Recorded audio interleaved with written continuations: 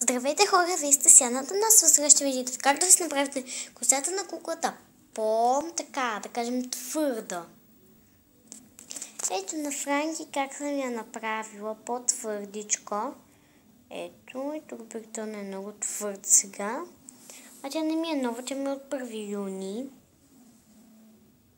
Така, много е красива с тази твърда коса.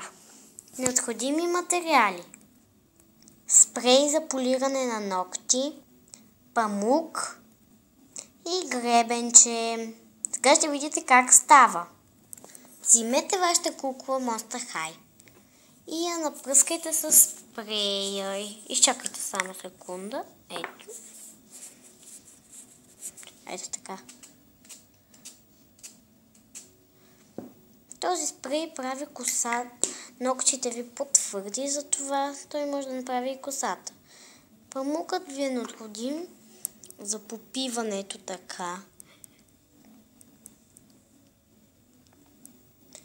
И ето, вашата кукла има много готина коса, срисана. Ако оставите дълго време, може да стане леко твърда. Ето, виждане!